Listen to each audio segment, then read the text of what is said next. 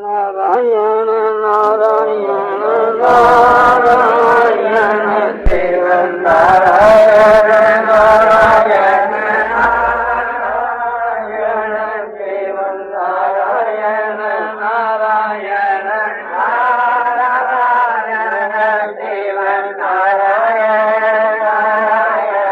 नारायण शिव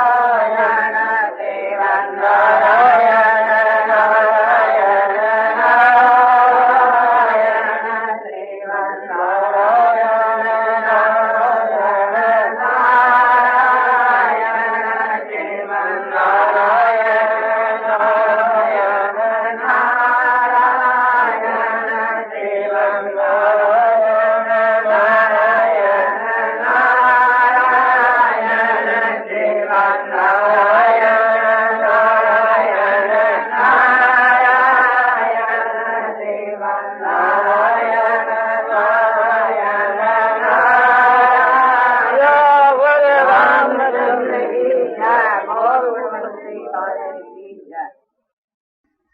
जैसे ब्रह्मा जी ग्वाल बालों को उठा करके ले गए, बछड़ों को उठा करके ले गए, तो भगवान ही ग्वाल बाल और बछड़ों के रूप में बन गए।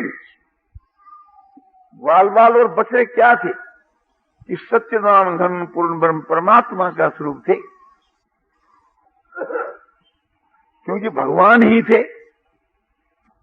बलदेव जी ब्रज के वहां अलौकिक प्रेम को देख करके,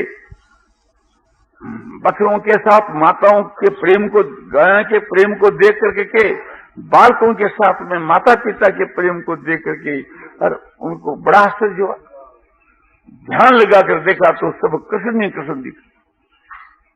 बलदेव जी भी इस रहस्य को नहीं समझे।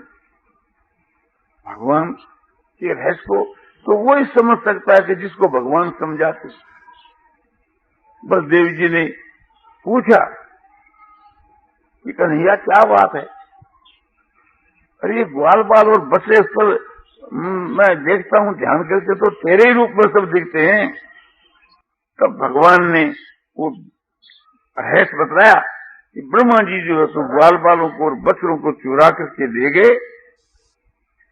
तब मैं एक प्रकार से अनेक रूप धारण करके ग्वाल बाल और बछड़ों के रूप में मैं एक प्रकार से लीला कर रहा हूं। सुन करके मुग्ध हो गए। ये रहस्य की बात जानते, भगवान ही जानते, और भगवान जिसको जानना चाहते हैं वो जानता है। और उसमें ये रहस्य था कि गोपियां जो है भगवान के स्वरूप को देख करके, लीला को देख करके, ग्वालों की माताएं कि हमारे भी ऐसा लाल हो कि जैसा जसोदा के है। तो भगवान ने उनकी इच्छा पूर्ति करने के लिए समझा कि ब्रह्मा की बुद्धि में भ्रम डाल करके के और ये एक प्रकार से लीला रची। भगवान स्वयं एक प्रकार से थी उनका लड़का बन करके मायों का, और उनका एक प्रकार से दुग्ध पान करके कहीं एक प्रकार से समझो कि उनके द्वारा लालन पालन किए गए वात्सल भाव से थी।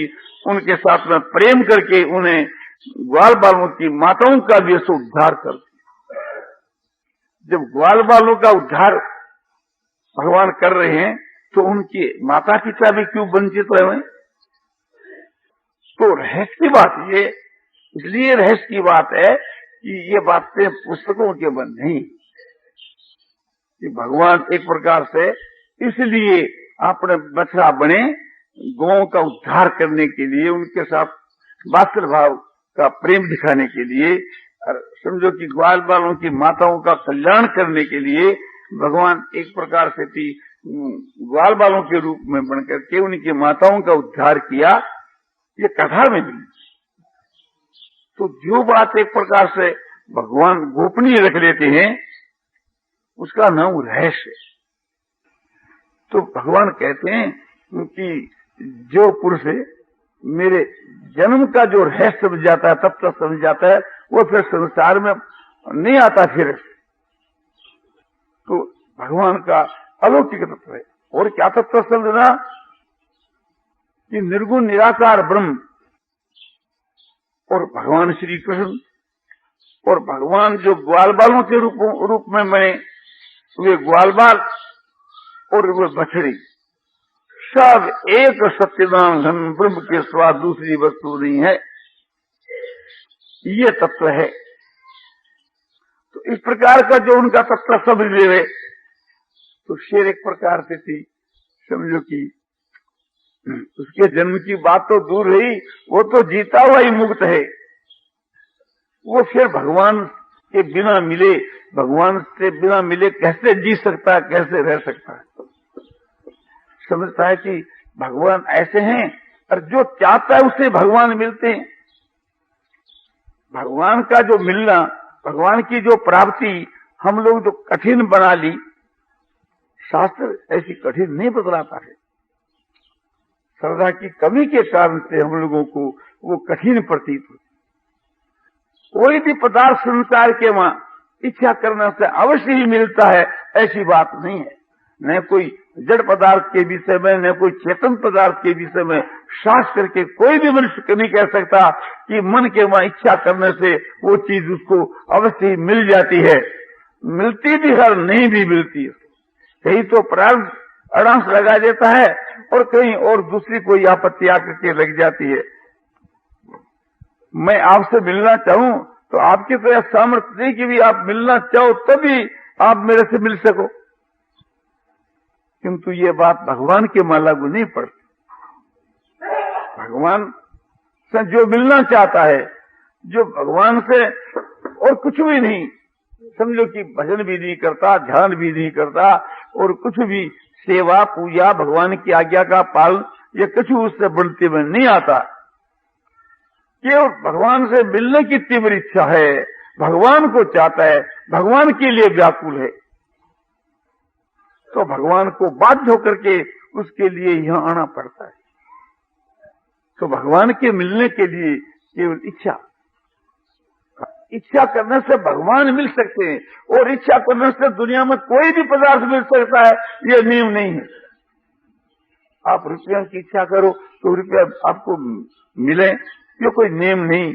आप स्त्री की इच्छा ना करो तो बहुत से आदमी स्त्री करते करते बेचारे मर जाते हैं, विवाह होता ही नहीं। अब बहुत से आदमी पुत्र की चाहना करते मेरे लड़का हो, उसके लिए देवी को देवताओं को भी मनाते हैं। हे श्री जी महाराज एक मेरा लड़का दो, हे हनुमान जी महाराज एक मेरे लड़का दो, हे माला जी का भरू मैंने एक लड़का दो। उनका बाप का प्यार नहीं देती, और दे भी देवे समझा तो ये नियम नहीं कि अवश्य उसका लड़का हो जाए। किंतु एक प्रकार से कोई पदार्थ के विषय में ये लागू नियम नहीं पड़ता कि वो इच्छा करने से मिल सके, किंतु भगवान ही एक ऐसी चीज है जो इच्छा करने से मिल। अब इच्छा करना तो अपना काम है। भगवान तो मैं ये देखता हूं कि बिना इच्छा करे भी ऐसा मिल जाते। इच्छा करने से मिले इसमें तो कहना ही क्या है। भगवान तो एक प्रकार से ऐसे दयालु, ऐसे प्रेमी ऐसे हैं कि एक आदमी समझो कि भगवान का भजन करता है और उसके मिलने की इच्छा नहीं है।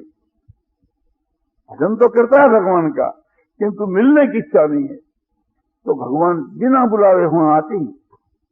तुमको तो नहीं मिलना, किंतु मुझको मिलना।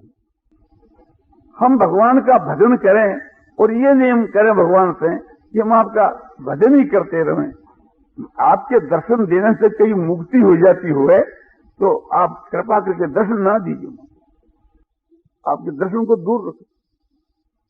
मैं तो आपके वहां प्रेम चाहता हूं कि न कि दर्शन चाहता, न मिलन चाहता, कुछ भी नहीं चाहता, केवल आप में प्रेम चाहता हूं। तो जो इस प्रकार से निष्काम भाव से भगवान के वहां प्रेम करता है, धक्का देने पर भी भगवान रुकते नहीं, वहां बलात्कार से वहां कि तू तो नहीं चाहता किंतु मैं चाहता हूं। या तो भगवान के वहां प्रेम होना चाहिए, प्रेम के कारण व्याकुलता होनी चाहिए, और या एक प्रकार से मिलने की तीव्र इच्छा होनी चाहिए, या एक प्रकार से विरह की व्याकुलता होनी चाहिए, या जो है समझो कि निष्काम भाव से भगवान का भजन ध्यान होना चाहिए। अब समझो थोड़ी कर्म की दिव्यता बतलाई जाती है। भगवान कहते हैं क्या, ये सा मांग प्रपद्यं ते तांग तथैव भजाम्यहम् मम वर्तमानुवर्तन्ते मनुष्या पार्थ सर्वशः। ये सा मांग प्रपद्यं ते तांग तथैव भजाम्यहम्, जो जिस प्रकार से मुझको भजते हैं उनको मैं उसी प्रकार से भजता हूँ। तो यह एक प्रकार से भगवान के जो कर्म हैं उनके में यह दिव्यता है। क्या दिव्यता है कि ऐसा कोई दुनिया में है पुरुष कि जिस प्रकार से कि उसको भजे और वे भी उसी प्रकार से उसको भजे? ये बात संभव नहीं। ये बात तो भगवान के में ही है कि भजने वाले को ऐसा भजता है और भज करके अपने को अपने भक्त का भगवान ऋणी मान और उसके पराधीन हो जाते। हम भक्त पराधीन, मैं भक्तों के पराधीन। तुमरी पवन शुद्ध पावन नामू अपने बस तेरी राखे उड़ामू। भगवान उसके बस में हो जाते। भगवान को जैसे वो नचाता है, जो नाचते भगवान उन नचाता है प्रेमी। जैसे गोपियां एक तो उत्साह के लिए नचाया करती थी भगवान। भगवान केवल प्रेम देखते हैं और दूसरी बात नहीं, उससे नाता ये प्रेम का है। जानू एक प्रेम कर नाता। दुनिया के बीच के मां कोई भी प्रेम का तत्व नहीं समझता, प्रेम के रहस्य कोई नहीं समझता है। प्रेम के तत्व रहस्य एकमात्र भगवान समझते हैं। और यत्किंचित कुछ समझता है तो भगवान का सच्चा भक्त वो कुछ समझता। आप ख्याल करके देखिए कि कहां तो भगवान और हम लोगों में कोई नीचे से नीचे दर्जे का पुरुष, किसी पर घटा लीजिए, आपके ऊपर मेरे ऊपर किसी पर घटा लीजिए कि कहां तो हम लोग और कहां भगवान। हम जमीन आसमान का फर्क है तो भी एक प्रकार से युक्ति युक्त नहीं। एक तरफ समुद्र एक तरफ बूंद ऐसा कहना तो भी ये उदार नहीं लगता। हम बूंद जितने भी नहीं और भगवान समुद्र से भी बढ़कर। ये भगवान क्या कहते हैं कि जो पुरुष अपने आप को मेरे समर्पण कर देता है मैं उसके समर्पण हो जाता हूं। कोई दुनिया में ऐसी बराबरी करने वाला है? हम देखते हैं कोई लखपति करोड़पति भी हमको नहीं दिखता कोई ऐसा कि भाई मेरा सारा धन तो मेरे पास तो पूंजी तो 1000-2000 की है, किंतु मैं मेरा सारा धन और सब आपके समर्पण कर देता हूं। तो वो क्या कहता है? कह सकता है कि भी मेरा सब है तो तुम्हारा। ऐसा कोई सौदा करे तो हजारों आदमी सौदा करने के लिए तैयार है। और ये सौदा करने वाले जो भगवान है उनके साथ सौदा करने में सब लोग हिचकते हैं कि हम अपना सर्वस्व भगवान के अर्पण कर देंगे तो भगवान कहीं हड़प नहीं जावे। यदि ये तत्व समझ जावे, ये रहस्य समझ जावे तो फिर ये सौदा कौन नहीं कर लेगा, सभी करने के लिए तैयार हो जाओगे। भगवान इस बात को देखते हैं कि आत्मा और परमात्मा, हमारा जो आत्मा है वो व्यक्ति है, भगवान का जो आत्मा है वो समष्टि है। वे महान है, हम अल्प है। वे सर्वज्ञ हैं, हम अल्पज्ञ। हम अपने आप को समझो कि जब भगवान के समर्पण कर देते हैं, अपने पास है क्या? भगवान अपने आप को उसके समर्पण कर देते हैं। समर्पण करके के भी भगवान उसके ऋणी हो जाते। क्यों? इसने मेरा कितना विश्वास किया कि अपने आप को प्रथम मेरे समर्पण किया। मैं तो इससे बढ़कर जब होता कि मैं अपने आप को इसके भक्त के समर्पण पहले ही कर देता, किंतु इसके समर्पण करने के बाद मैंने अपने आप को समर्पण किया। आत्मा का मोल तो कोई कम बेशी होता नहीं। उसके लिए उसकी आत्मा जो है तो एक सबसे बढ़कर के है और मेरे लिए मेरी आत्मा सबसे बढ़कर के है। तो इस बात को भगवान ख्याल करते हैं, छोटा बड़ा को ख्याल नहीं करते। वो तो हृदय देखते हैं, प्रेम देखते हैं, भाव देखते हैं। क्या इस बात को ख्याल में ला कर के और भगवान की तरफ हमको ध्यान देना चाहिए कि भगवान क्या कह रहे।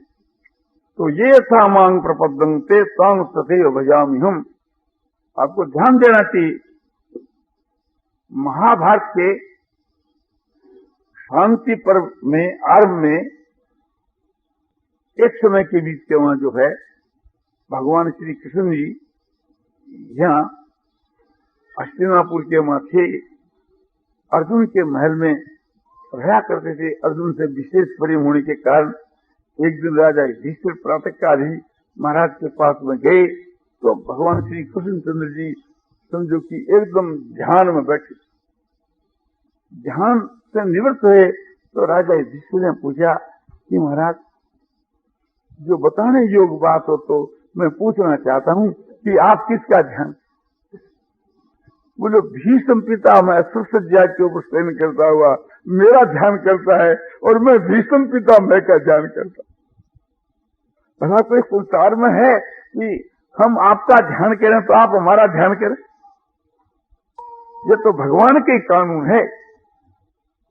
और चलो भीष्म के पास उनसे उपदेश सुनो।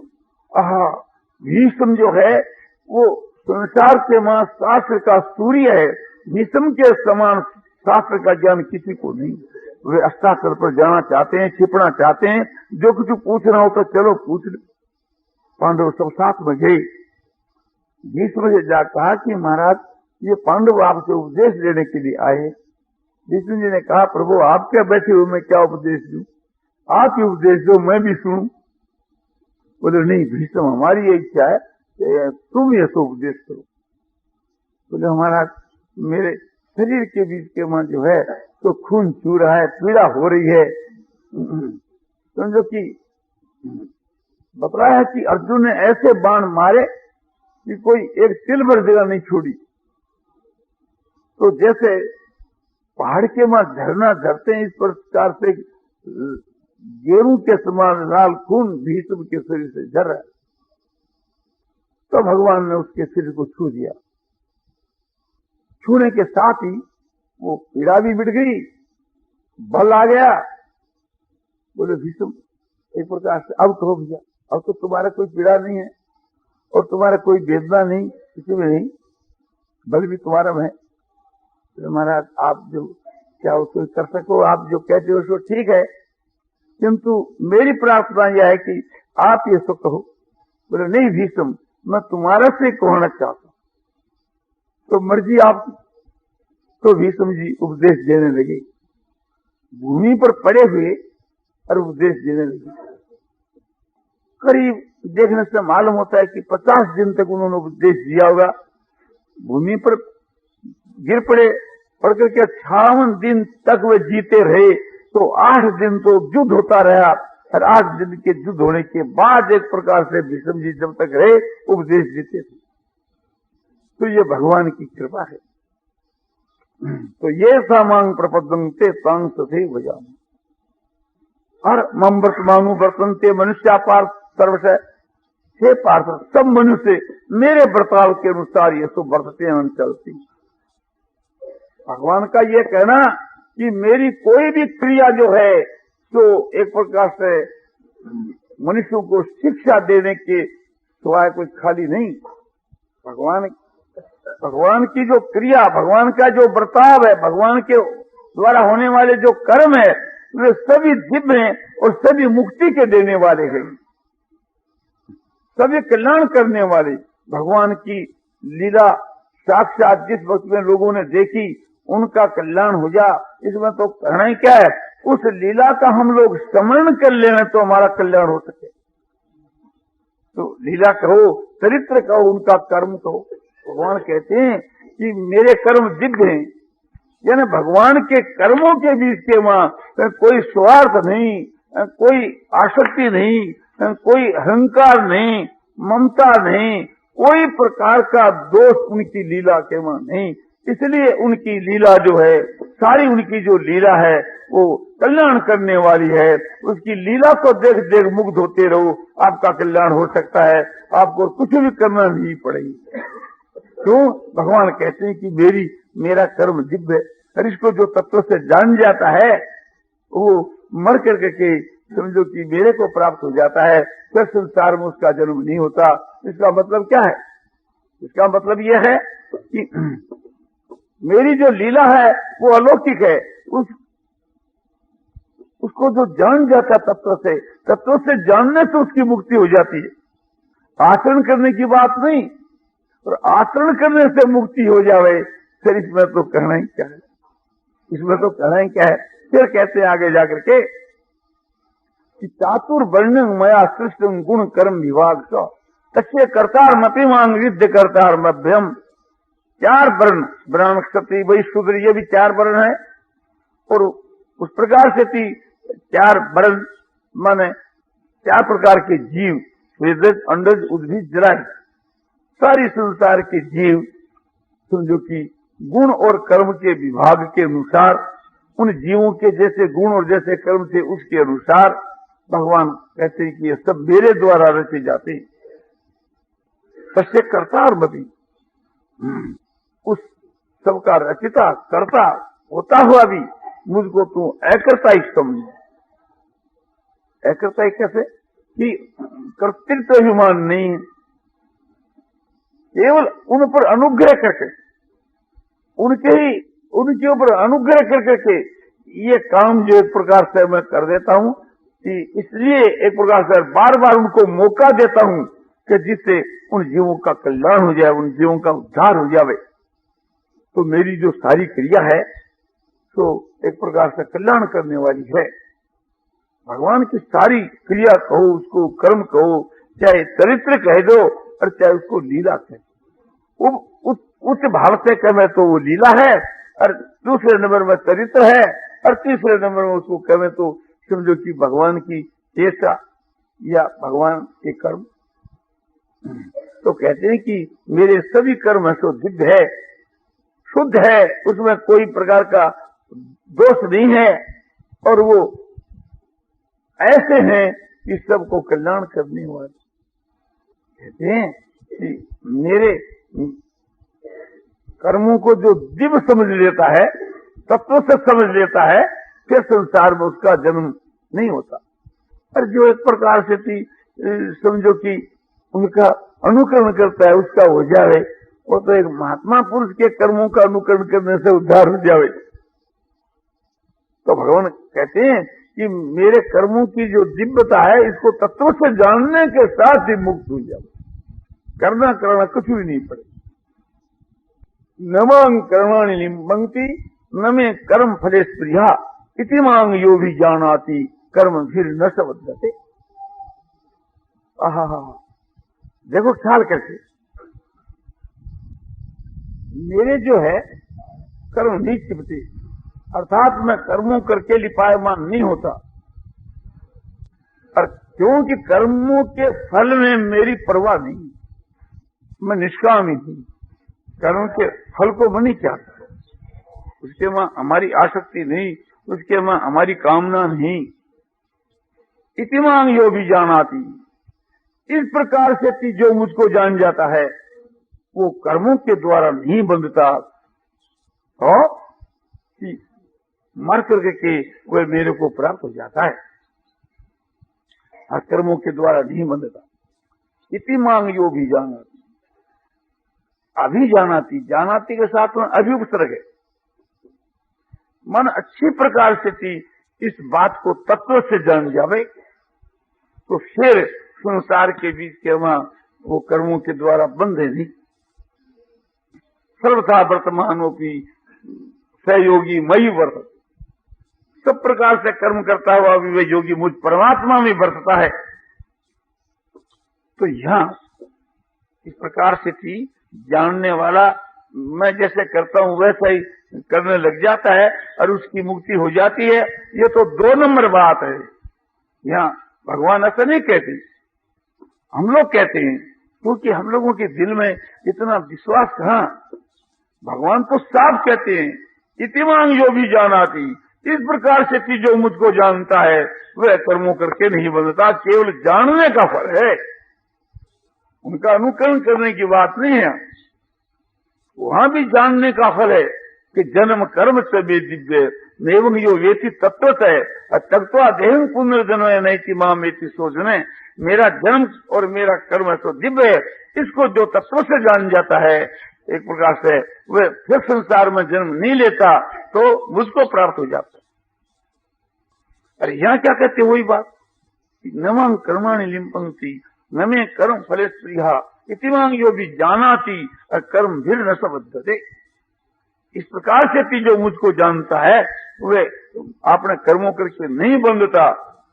भगवान जो लीला कर रहे हैं और उस लीला को हम देख रहे हैं और उस लीला का तत्व है समझ रहे हैं, फिर जमराज की सामर्थ्य नहीं कि हमारे को अपने यमलोक में पकड़ के ले जाओ। उसकी लीला का तत्व है जानने वाले का उनमें जरूर कभी नहीं होता और वो भगवान को ही प्राप्त हो जाता है। इस तत्व है को जानने वाला भगवान की लीला में जाकर के शामिल हो जाता है। भगवान की लीला का तत्व है जो जानता है वो उसके वहां शामिल होने के लिए समझो कि अधिकारी हो जाता है। तो आप ख्याल करके देखो, हम लोग उसके शामिल नहीं होने पाते, क्यों कि उसकी लीला का तत्व है सब नहीं समझते। यह समझने की बात है, करने की बात नहीं। कि जप करो, ध्यान करो, एक प्रकार से उसकी पूजा करो, ये जो वैदिक जो भक्ति है ये हम लोगों के लिए, और भगवान के जन्म और कर्म के तत्व के जानने वाले पुरुषों के लिए ये नहीं। भगवान की लीला के तत्व है को जानने वालों के लिए ये कानून नहीं। वो तो जान जाता है, भगवान समझ गए कि ये तो तेरे को जान गया, अब इसे तू छिप कर कैसे रहेगा, इसे तो छिपाव नहीं कर सकता। तो भगवान समझो कि प्रकट हो जाते हैं, फिर अपना स्वरूप प्रकट कर देते हैं और अपने आप को उसके समर्पण कर देते हैं। तो भगवान की जो सारी क्रिया है उसमें क्या विशेषता है? साधारण मनुष्यों की जो क्रिया है वो तो फल के लिए है, सकाम क्रिया है, और जो साधक जो पुरुष है उनकी जो जिसको हम निष्काम क्रिया कहते हैं, निष्काम कर्म कहते हैं, फलाशक्ति को त्याग करके जो कर्म करते हैं, उनकी क्रिया किस लिए है कि अंतःकरण की शुद्धि होकर के परमात्मा की प्राप्ति के लिए। तो भी उनका हेतु हुआ। और उससे ही और आगे हम बढ़ते हैं कि जो मनुष्य भगवान के लिए अपने कर्म करता है, भगवान के ही लिए, तो उसमें क्या स्वार्थ है? बोले उसमें मुक्ति का स्वार्थ है। बोले जैसे अपने आप को भगवान को शुभ देता है और उसके द्वारा भगवान चाहे जैसे कर्म करवाते हैं वो नहीं करता, वो कठपुतली के माफक बन करके भगवान उनके प्रति अपने आप को समर्पण कर देता है और जैसे भगवान नचा हो वैसे ही नाचता है। तो ठीक है, उनके कर्म दिव्य हैं, उनके कर्म दिव्य हैं, किंतु ख्याल रखना चाहिए भगवान के समान नहीं। भगवान के और क्या विशेषता है? इस प्रकार से जो एक करता है उसको क्या होता है आखिर में? बोले भगवान की प्राप्ति, पहले उसका फल भगवान की प्राप्ति हुआ ना, तो कोई तो फल हुआ। और भगवान जो लीला करते हैं किस बात के लिए, भगवान को क्या मिलेगा? उसको कोई दूसरा भगवान मिलेगा? बोलो नहीं। तो किस लिए करते हैं? तो हेतु रहित उनकी तो क्रिया है, कोई भी अपना हेतु नहीं। हम लोग 84 लाख योनियों में जो भ्रमण करते हैं और मनुष्य का शरीर देकर ये मौका दिया हम लोगों को, ये किसने दिया? भगवान ने। ऐसा कोई मौका मनुष्य दे सकता है? तो भगवान के समान तो भगवान है।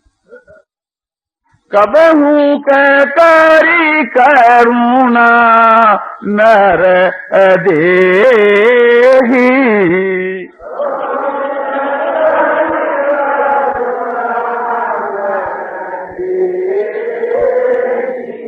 अरे देत ईस बिनु हेतु सनेही। नारायण नारायण नारायण श्रीमन्नारायण नारायण श्रीमन्नारायण नारायण श्रीमन्नारायण नारायण श्रीमन्नारायण नारायण श्रीमन्नारायण नारायण श्रीमन्नारायण नारायण श्रीमन्नारायण नारायण श्रीमन्नारायण नारायण नारायण नारायण